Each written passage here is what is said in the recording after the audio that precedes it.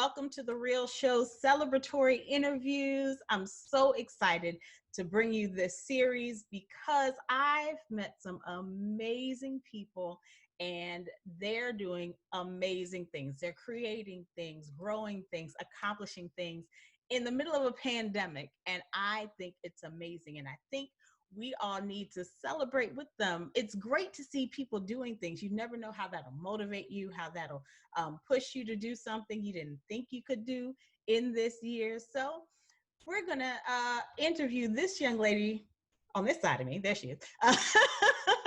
And I remember meeting her. Like, very few people, like I remember meeting people, but like I remember the specific moment. Like she drove by, she was like, is this where the event is?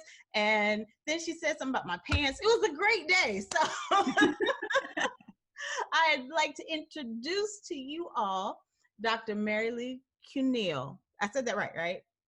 Yes. Okay, y'all put your hands together for Dr. Mary Lee Cunill. Yay! Thank you so much for being here with me. Oh, thank you so much for having me. And I remember that exact moment when we met too. And I think it's so cool that we remember that because I'm always asking that question, like, do you remember exactly where you met that person? So thank you for sharing that. Well, like like I said, I remember kind of vaguely, like, okay, we met at an event, or like, when you meet a whole bunch of people, it's like, oh, it was at that place, right? But like, yeah. I literally, and I don't know why, maybe it's because we're supposed to be connected in some way. I don't know, probably. But like, I remember I was coming out of Beaver Street, walking across the street to my car.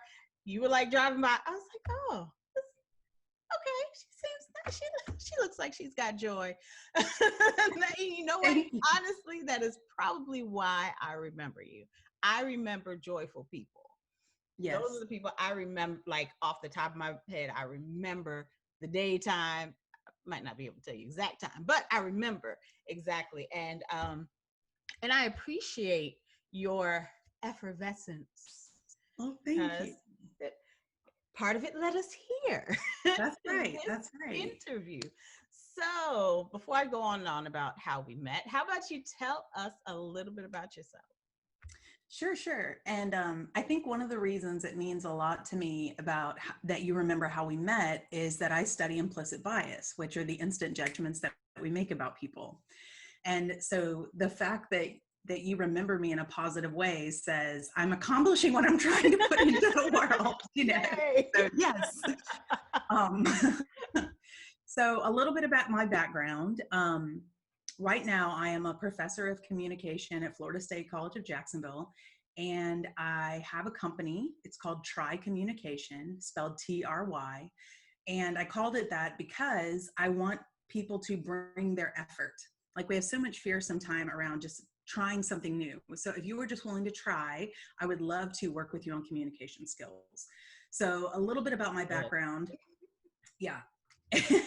is that, and I'm going to share the parts that I think are very pivotal to how I became who I am today, is I was born in the South. So my mom is from Chipley, Florida, which is like a town of used to be 3,000 people, about 5 hours west of Jacksonville. And my dad is from Mobile, Alabama. And I think I was very informed by my Southernness. And if you were raised in the South, you can probably appreciate that. Like just, especially being a woman in the South or a little girl in the South is like what it is to be ladylike. And I took etiquette classes and all this stuff. Mm-hmm.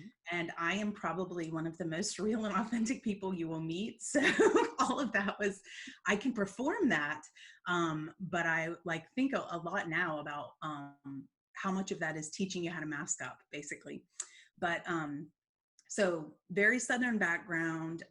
My dad's Catholic, my mom's Baptist, and I grew up in a very religious household. And when I was, I studied communication, went to work at different nonprofits, raising money, raising awareness around different topics, aging, deaf and hard of hearing, financial literacy. And when I was 29, I went overseas for a year. I spent the year in Australia doing a mission trip. And That mission trip was, at the time, Australia was having a large suicide epidemic related to a cultural phenomenon called tall poppy syndrome. And what tall poppy syndrome is a poppy is a flower. And if the flower rises above, in Australia, they would cut it down. So they had kind of a collectivist nature that was very focused on no one person being treated as better than the others, unless it was athletics. That was the one exception. They really admire athletics. And so what it does is it creates bad self-worth, bad self-esteem, bad self-image, and increase in suicide. So when I was over there, I was on a team of 9 individuals from different countries, different ages, races, and we spent the year traveling around talking to high school and middle school kids about this. And we did what was called relational ministry. So the whole point was that at the end of the day, they felt like you really cared about them and had a relationship with them, with the understanding that you're not necessarily going to be able to change somebody's life completely in one day, but you can plant a seed. We also were in 65 different host homes. And so I got to see how every family is expressing love, disciplining, care, all this. It just looks different. Mm-hmm. So when I came back, I wanted to teach communication full time, because I really was convicted that if you know how to communicate effectively, you can get along with anybody, even if they are somebody that you might not otherwise naturally feel like you want to get along with. Right. The year I came back, I also came out as lesbian to my parents. And when I did that, that did not go over well. And they had a lot of biases about that. And so that's how I became interested in prejudice. And I didn't even know that was what it was called at the time. My question was, how can this 1 3-letter word, gay, this label that I'm carrying, completely change the way that you feel about me? And I started grad school at University of Georgia. I was studying interpersonal and health communication, and I took a psychology of prejudice class, and I was like, oh my God, this is everywhere, and it's built into our nature, and literally anything that we can divide over, we will, and we will have a priority over it. And now that I see this, how can I make a change? Because this is not okay with me. And that's one of the reasons why when you said that you remembered how you met me, it's so important, because that's, to me, the biggest change I can make in the world is that when every person meets me, they feel like I want to meet them, you know? So that's just a little bit about my background. I ended up graduating with my PhD in 2015 with a focus on power and prejudice, implicit bias, how power moves throughout society, through policy, through behavior, the way we treat people. And so I went off to Jacksonville to teach. And in the classroom, I recognized the bias that existed going from the classroom to the job place. And that's what got me started with Try, was my fantastic students coming to me and saying that they couldn't get jobs because their hair was blue or something. And I get it, I understand it, but at the same time, I realized how much people were missing out on, right, on both ends because of that. Well, I am so glad you told me your backstory. I mean, I appreciate people's stories anyway, because it helps you understand them better. And my undergrad is in communications, so I'm big on communications too, even though I'm kind of bad at it sometimes. But anyway, that's neither here nor there. I appreciate your story, because that process and progress kind of helps connect the dots on why you do what you do and how you do it, and how effective and impactful you are. And I appreciate you sharing that, helping us to get to know a little bit more about you and how you came to be, and how we're celebrating what we're celebrating this year, which leads us to our next question. What are we celebrating? What have you accomplished? What are we blowing up today? Well, I am celebrating that I have been invited this year and have started partnering with an organization to create a diversity and inclusion initiative. Woo-hoo. And I know, I'm so excited. I didn't even, well, I'll let you get to the questions, but I am just go ahead. I'm so excited because now I know this is what I always wanted to do, but I didn't know that when I started. I didn't even really know that it was an option. And that's one of the things that I'm going to talk about too, is like the limiting beliefs we put on ourselves. But yeah, so I'm super excited. It was a company that I had started working with a couple years ago when I started Try, and we've done a good bit of work together. And they approached me about this opportunity, much or very similarly to how you did. Like, we just so enjoy working with you, and you have such high trust levels, and we think you would be the perfect partner to work with us on this challenging topic. And so I was so excited. And now I've realized that this is something I can repeat and do with other people. So I feel like I found the best job in my life that I never even knew existed. That's what That is I'm celebrating. awesome. That is awesome. You know, there's nothing like walking in purpose on purpose and finding yourself in the Yeah. greatest space ever.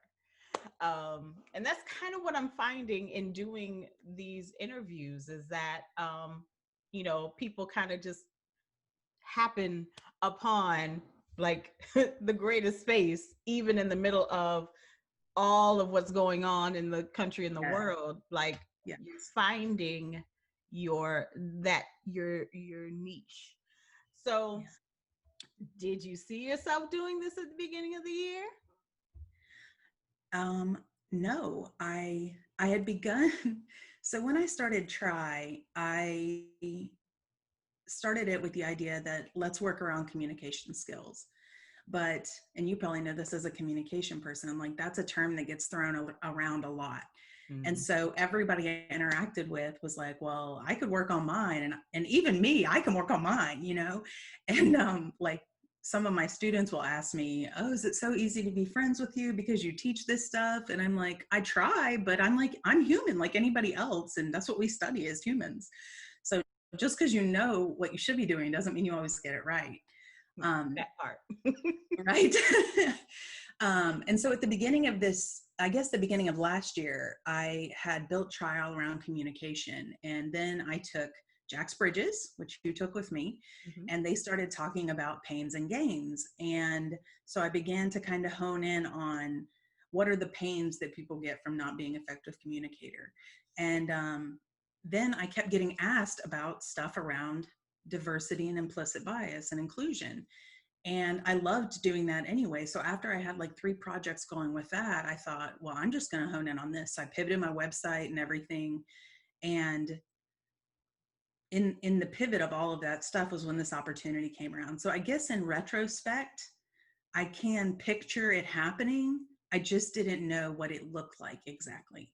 So I think it's exactly what you said, like you're walking in purpose, and then people who have a challenge are like, oh, there's somebody that's aligned with that challenge. Mhm. So a lot of wisdom in that.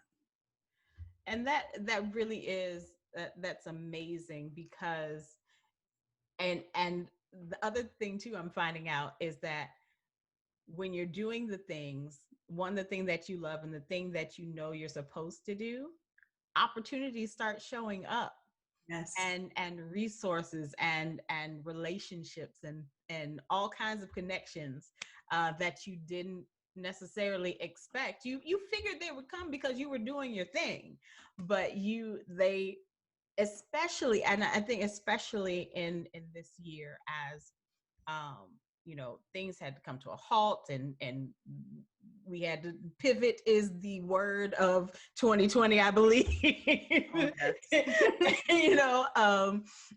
Next to unprecedented.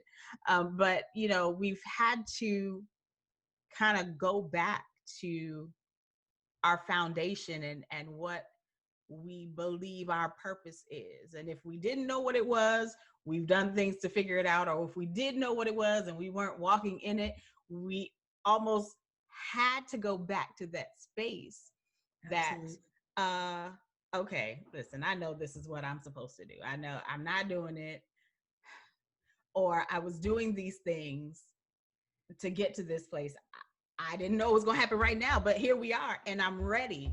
I am ready to take this next step because I've been doing the steps. I haven't, maybe not as quickly as I thought I would, or maybe, but now I have space and time.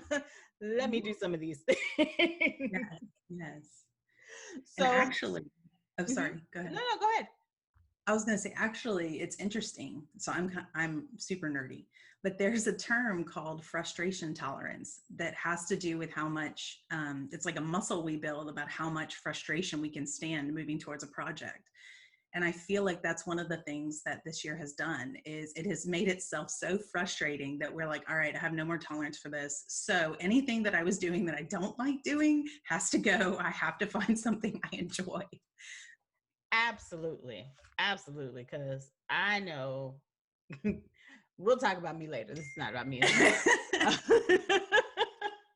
But you know, having pushing the things that we don't like aside, Yeah. because you don't want to be sitting at home like, oh, I don't want to look at another camera picture. Maybe that's just me. But I don't want to sit here and do that. There's something else that I have to do. There's something else I am purposed to do. So Yes. I'm I'm I'm glad that you've had this opportunity to grow in this way. But in the process of doing all of these things, what have you learned about yourself? Hmm. Okay. I think the thing that I've learned the most about myself over the last couple years um, was that I had some self-limiting behaviors that I wasn't even aware of. Hmm. And I would say I guess one of the primary ones was related to, and I didn't even know I had this, was related to money.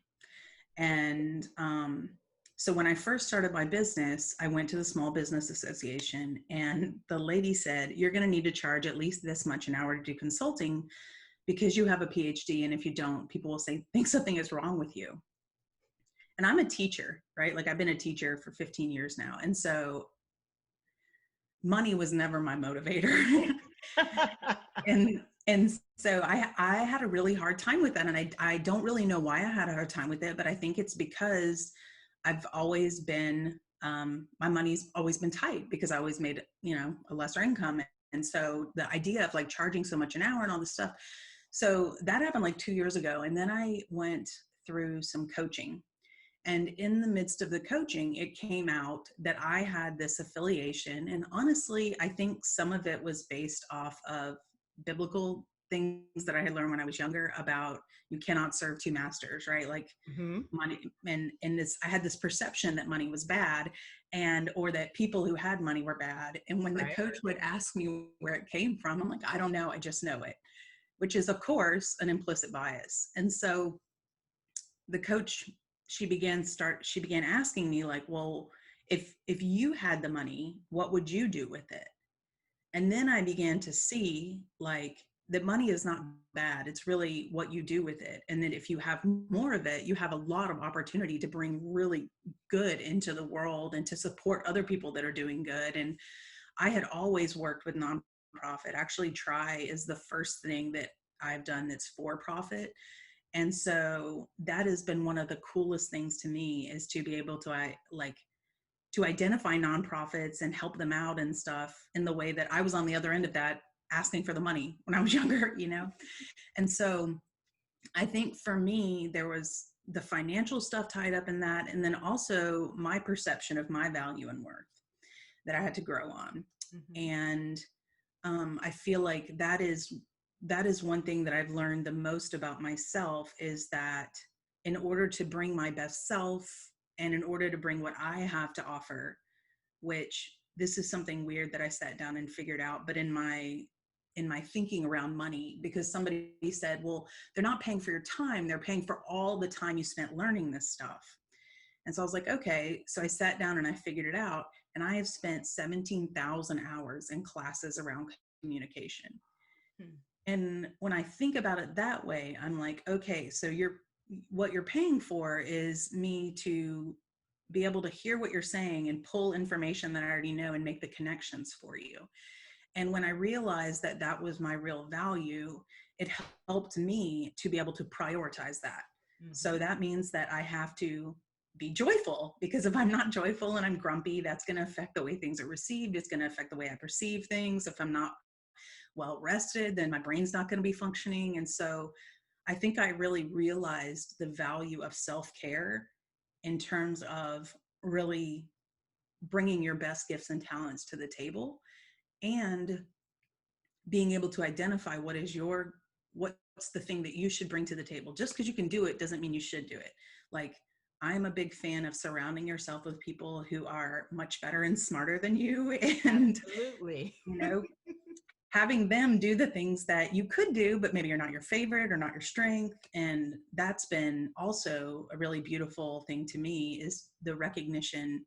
I mean, we're in a program together around business now, and the recognition that you could scale what you love doing and let other people do things that they love doing in the process. Right. And that was, to me, that's the thing that I've learned the most about myself, is that I don't have to do all the good work myself. I just have to do the work that I need to do, and give a safe space for other people to grow and do the work they were meant to do. That's amazing. I'm going to ask a question that we will talk about after all of this. We Okay. might do an extra recording after. We'll see. Okay. So, because I too grew up in church, and you know, in church all the time, had a key, had the code to get in the door, all of the stuff. Yeah. Yeah. You know, my parents were very big in it. I went to private Christian school from kindergarten through 12th grade. Mm. So, you know, it's in there. Yeah. And I find myself even now, lo these many years after all of that, not that I, you know, stop church or don't love Jesus. I find myself overcoming a lot of the things that I learned as a child, Mm-hmm. um, and how I learned it. So my question is, do you, and I think I already know the answer. Um, do you feel like the, and we'll talk about it generally, the church did you a disservice as a child? Good question. So, first answer is no, I guess. No, which may surprise you. Um, I think, and now granted, I've spent like 10 years in therapy around this. So this is not like I just, like I have spent, I turned 40 this year, and I spent my entire 30s growing through a very challenging time with my family, a very hurtful time that Mm-hmm. was in large part, um, and I won't even say it was around the church, because I was surprised to find out. I had a therapist say to me one time, because I went into the closet when my parents told me some pretty strong words, and I went to the closet and I got suicidal. And a therapist told me, she said, you're judging people before you even give them a chance to judge you. Like, tell them your truth and see what they say. And after 2 years of like self-torment and anguish, because essentially what I was told was, you can't be gay and be a Christian. And I knew that I was both of those. And so I didn't know what to do with that dissonance. And the people that had been, because I was also like you, I went to a Catholic school in middle school, uniforms and everything. I was really involved in the church in high school. I was a youth minister. That was my first job out of college, was being a youth minister. And the people that had been my emotional support group in the church were the ones that buoyed me out of that situation that happened with my family. And so I think it's very important to differentiate between the church and the people in it, or the government and the people in it. And I almost feel like you have to do that in order to be able to make change, because the church is never going to change until people's minds and hearts change. And so now I will say this. I do think that there are things that I learned, and again, this is stuff that came from therapy. There are things that I learned through the mind of a child when I didn't really understand things, like the money situation, right? A 5-year-old who's learning about the commandments and money and parables, doesn't really understand the depths of those. And even that's in scripture. You know, it says when you're a child, you learn like this and you eat like this. And when you're an adult, I think the challenge is, how do you continue your journey, and how do you keep your journey with God and not the church? You know, like, because even as a child, I mean, my mom was Baptist and my dad was Catholic, and they're still married. They've been married for almost 50 years. But one, my dad perceives that the Catholic Church is the true church. And so as a child, I was faced with this. I'm learning these two different things. I'm attending these two different churches, but I'm being told that one is better than the other. And I don't feel that. As a matter of fact, a lot of times I related to the Baptist church more because they did so many fun things for kids, like sing songs and paint pictures. And the Catholic church was standing and kneeling. And so I remember even as a child struggling with that. So that's a really long answer to your question of saying, I don't think they did me a disservice, because I feel like my heart was created, and like my love for people was created through the things I learned growing up.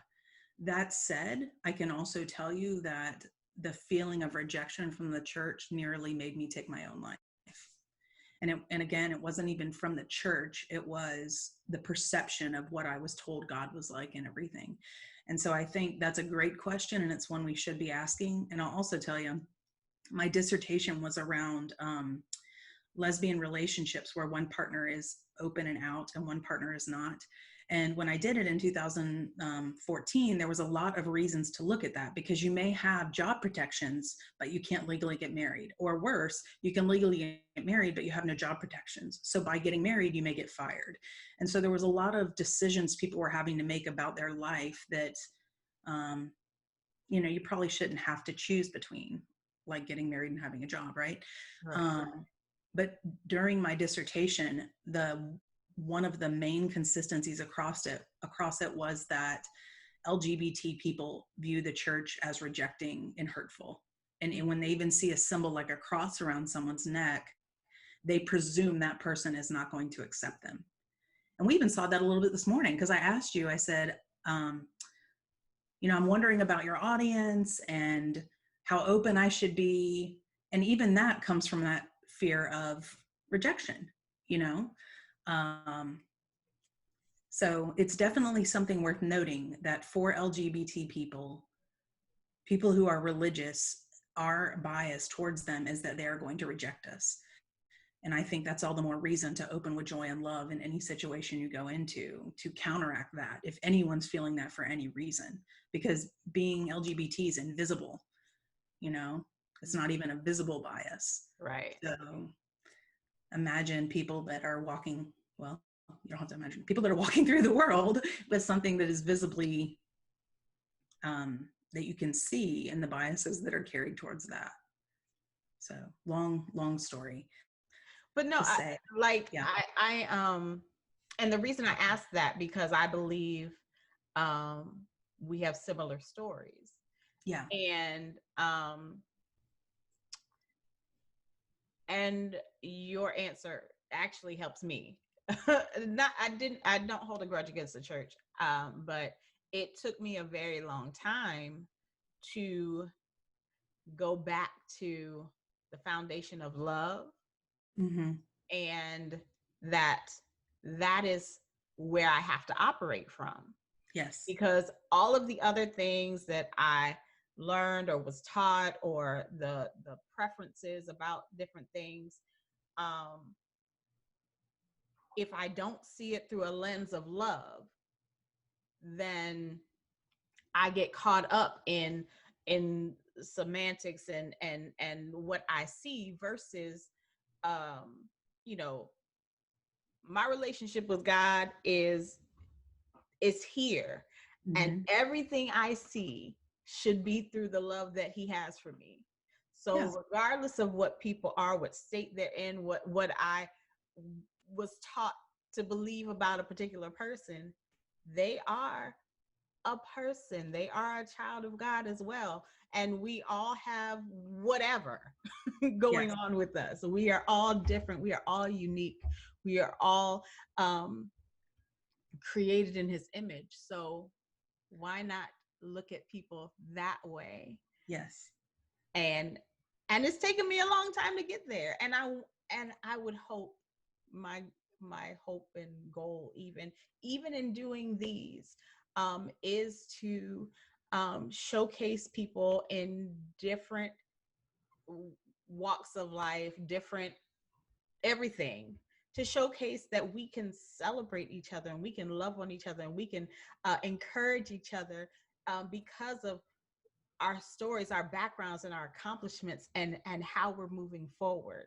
So Yes. I And am. in honesty, if you'd asked me that question years ago, I would have said yes. And I will share that I was so traumatized. There was like there's a church that's an LGBT church called MCC Church. And my therapist was like, your faith's really important to you. You should be seeking out something to fill that, even if you're not going to go to the Catholic Church. And when I went to the MCC church, the layout of that church was very similar to the Catholic Church. And I couldn't go. I would go and I would cry and cry and cry because all these scriptures I felt like had been used as a weapon against me. And then interestingly, I went to a Unitarian Universalist church, which if you're not familiar with them, they basically like accept and support everybody. And they have a thing that they read at the beginning that was like, no matter your race, no matter your gender, no matter whatever, you're welcome here. We love you. And I cried in the back for the opposite reason, because I couldn't believe that it was true. I was like, how can you say you love me? I've been so rejected. So I say no now, but like I told you, thousands and thousands of dollars and hours in therapy, so, and that's really like what I would hope people would learn, is that, because I feel like there's some stigma around therapy, is that like you want to be your best self and you want to know what you believe to be true about yourself and other people so that you can grow and be the best version of yourself. Absolutely. Absolutely. Yeah, So we've talked about a lot of things this sure. morning.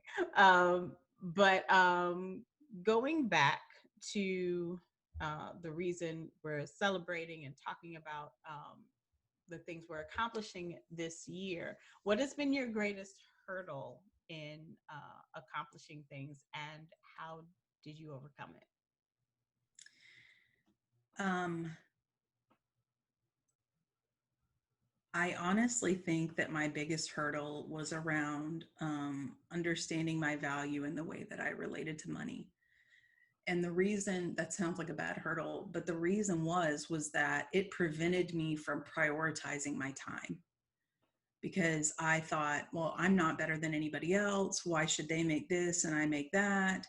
But what that stopped me from being able to do was to take on projects where my time was valued at a higher rate, which then allowed me to support other people that maybe society is not there yet, and recognizing their value, which frankly, teachers is one.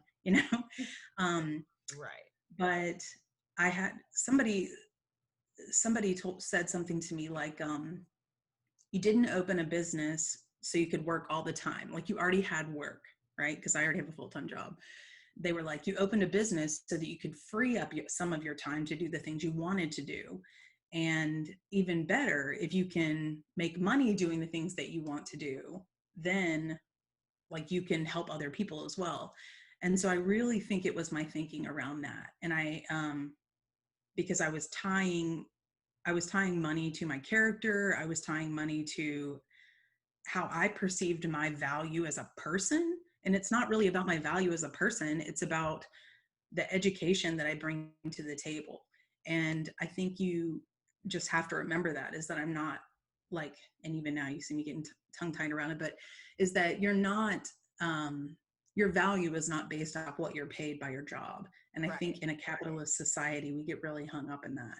And so, and that goes both ways. Like if you're not being paid a fair wage, recognizing that and fighting for it and believing that you deserve more and being willing to seek out something better than that.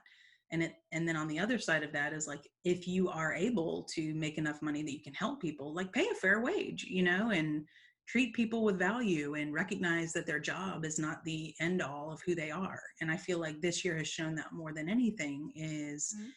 people left cities that they were working in and went home to hang out with their family, and they don't want to go back.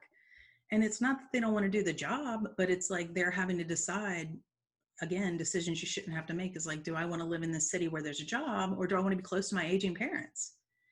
So I think that was my biggest hurdle, is really recognizing that. And even that was a privilege, because I am in a position to be able to make a livable wage, and recognizing that as well.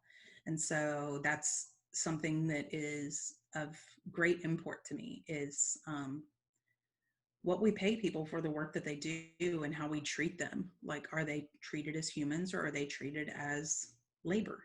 You know, so all of that stuff's real important to me. But that's been one of the really cool things about like the diversity and inclusion work I'm doing with companies, is I didn't even think about, like, I think all these things myself, but I didn't even think about how I might be able to impact people's lives. Like, one of the things we're looking at with this organization is pay equity. And that's so cool, So anyway. But that, that is a hurdle, I believe, for most entrepreneurs anyway, the money thing. Because Yeah. we start our businesses doing the things that we love to do, that we would do if nobody paid us. Like that, the one of the questions they always ask, like, what would you do if you didn't get paid for it? Well, I'd do this. And then we do that. And then, like, in our minds, we would do it and not get paid for it. And then we forget, hey, wait, but I need to get paid for this. Yes. And So that's exactly it. It's like, I'm getting paid to do this thing that I would have done for free. Don't tell anybody, like.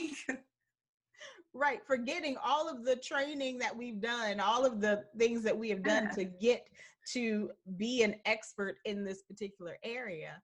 And hey, you're not paying for just my time in this space. You're paying for my degrees in this area. You're paying for my experience and expertise in this area. You're paying for all of these things that I have to pull together in order to help you. So, really, getting that and making it click, like, oh, yeah, Yeah. that I need to charge more. I'm not trying to, beat you over the head, but, on the same token, I've done some things, and you Yes. called me because I've done some things. Just saying. Yes. And it's true. And I think the way we have to look at that is, whenever I hire somebody to help me, I'm actually buying time, because they are able to use their time and their skill set, and I don't have to. And I think if you frame it that way, like, who wouldn't want more time if you could buy more time? Right. Right. So I'm gonna say this and then I'm gonna ask the last question. My son Sure. yesterday, I don't know if he was looking online or something, he had all these jokes. And one of his jokes was, hey mommy, if time is money, does that mean an ATM is a time machine? Oh, I like it. He's good. He's I good. was like, okay, kid, okay, I I see love you. it. But and then I started thinking about it. I was like, maybe, I don't know. Let's see.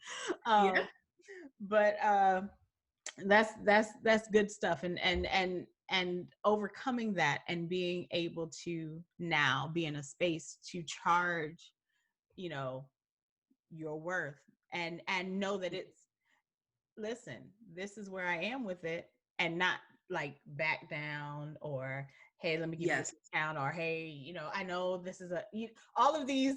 That's the hurdle. Right, right, all of these Yeah. things we feel like, back and forth, like, oh wait, I know I want to help you, I want to do this, but I'm losing I've sleep over it. got. Yeah, all of that. It's just, and it's mental energy, and I definitely am glad I went through it, but Mhm. I am very glad now. Like, it's nice to just be able to say, like, yes, I'd love to help you. Here's an invoice, and you will work on your project, and I can focus on that, than to think about all of that stuff, and like, the morality of it and all of this, I think is a really nice thing to have worked through. And If you that, haven't done it yet, please do it. It's totally worth it. thank you. That was going to be what she said. Okay. What she said. All right. Last question. What would you say, or how would you encourage someone who is experiencing 2020? Okay. I would encourage you to have a growth mindset. And all that means is that when you look at a situation, think about what's possible, not what is. Think about the language that you use to talk about yourself. So growth mindset looks like, I'm not a great cook yet, but I'm smart and I can look at a recipe and figure it out, and I will be one day. Set mindset is, I'm not a cook. And I think sometimes, especially, so one of the cool gifts that COVID has given us is separation from people in society. And I know that sounds like, what? Because I study relationships, but one of the reasons I was able to figure out who I was when I was in Australia was that I was away from all the social pressures that I grew up with. And I think there is something beautiful, and you mentioned this earlier, about it's just me. And when I'm left by myself and I'm looking around and there's not all of the rush of traffic and doing everything, who am I? And I think it's important to remember, and this goes back to the growth mindset, that who you are right now does not have to define who you are going to be. Like, you get to pick and choose who you are and who you want to be. And whether that is something like starting a business or quitting a business, like, that sounds crazy, but maybe you work all the time and you don't have any life balance, and you want to choose that you're going to step back or hire somebody, or whatever it may be. Something as basic as just blocking in time into your schedule around who you want to be, as opposed to feeling like you're always running to keep up with who you think you are, or who you think you should be. So I think to get through this year, I would have a growth mindset and hope. And I think those two are tied together, because I think sometimes it can be easy to lose hope, especially when we're constantly being bombarded by different messages. And just sign off of social media, turn off the TV, just sit down, be with yourself, be with your thoughts, be with whatever motivates you, whether it's reading scripture or reading about people that have done great things, and just imagine all the good you could bring to the world, even if you're not feeling it necessarily right now. That is some good advice. Although you're talking about the whole I am not a cook, whereas I'm not a cook yet. So just real quick point to that. So because I've been saying I'm not a cook lately, just because my neighbor cooks and she'll bring me meals. So I feel like if I keep saying that, she'll keep feeding me. But I hear what you're saying. To say I'm not a cook yet, and one day actually cook. Is that what you're telling us to do? Yeah, if that's what you want to do. Like, I would say, I'm not a cook. I can cook, but my partner loves cooking. Like, it brings her joy. She puts on music. She likes to do everything. She fancies it up. She plates it. I'm like, let's microwave this pizza, or put it in the oven. I guess you don't microwave pizza, you put it in the oven. We're one and the same here. Yeah. I can't even boil toast, right?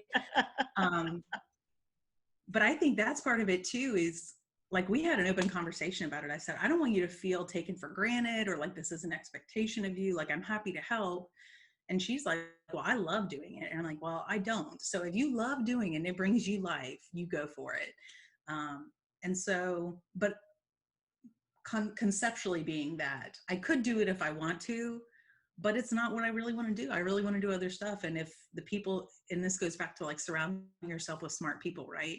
Is the more smart people you surround yourself with, and the more diversity and difference of talents, like, it's pretty cool all the things other people can do to help out and make your life better.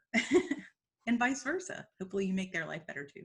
Absolutely. Yes. And let your neighbor keep cooking you food. It brings her Oh, life. She wouldn't do right. it. Listen, that is why I let her cook for me. She says she loves cooking. That is her, calm. That is her peace.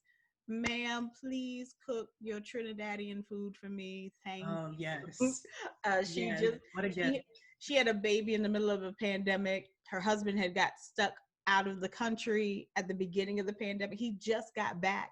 And so, you know, helping her watch her baby and, just making sure she was good and all of that stuff. She was like, I don't mind cooking for you. I was like, you know, you're having a baby in a pandemic. Why wouldn't I help you? She's like, you didn't have Yes. to do that. I'll cook for you. Okay, bring the baby. What you cooking today? Thank Yeah. you. It brings you joy. Having a baby in the house brings me joy, especially since I can give it back. The one I have, I can't give back. So, but it's great.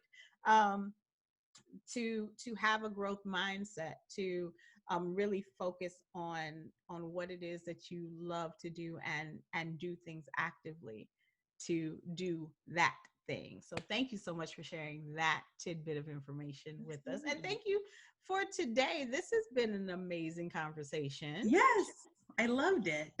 Thank you for having me. Yay. Well, thank you all for watching and participating, being part of the conversation. Listen, keep checking out these interviews because they really are amazing. You never know what you'll find out, what inspiration you'll get. You don't know what you'll find out at all in these conversations. So, like, subscribe, share, and until next time, you guys have an amazing day. Bye.